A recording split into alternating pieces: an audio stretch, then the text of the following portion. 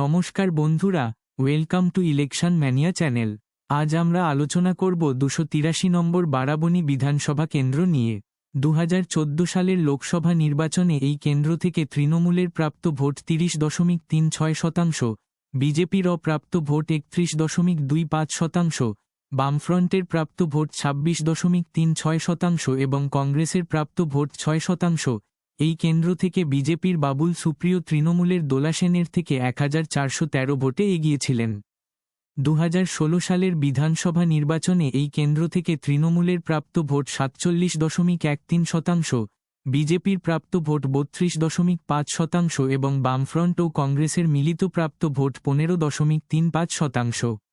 এই কেন্দ্র থেকে তৃণমূলের বিধান উপাধ্যায় বিজেপির শিপ্রা মুখার্জিকে 24,052 ভোটে পরাজিত করেন।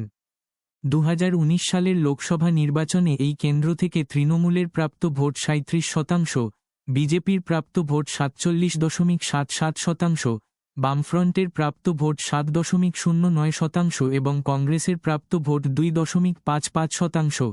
এই কেন্দ্র থেকে বিজেপির বাবুল সুপ্রিয় তৃণমূলের মুনমুন সেনের থেকে 17,875 ভোটে এগিয়েছিলেন।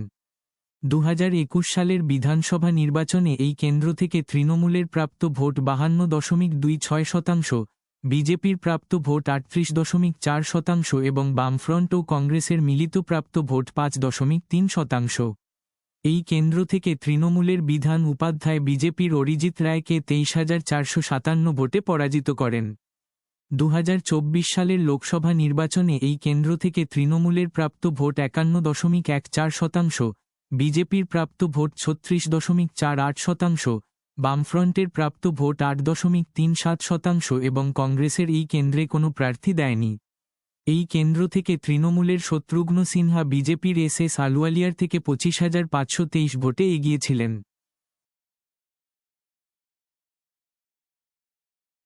283 নম্বর বারাবণী বিধানসভা কেন্দ্র। 2026 সালের বিধানসভা নির্বাচনে এই কেন্দ্র থেকে সম্ভাব্য বিজয়ী কে হতে চলেছে সেটার আগে জানিয়ে রাখি যে আগামী পর্বে কালচিনি বিধানসভা নিয়ে আলোচনা করা হবে, তাই এরকম আরও তথ্য পাওয়ার জন্য চ্যানেলটি সাবস্ক্রাইব করে রাখুন। এই কেন্দ্রের মোট ভোটার 2,51,675।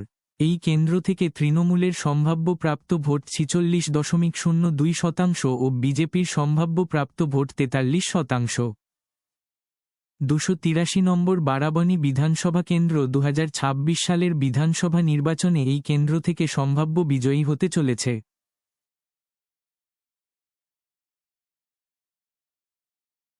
এখন পর্যন্ত আলোচিত 79টি কেন্দ্রের ফলাফল।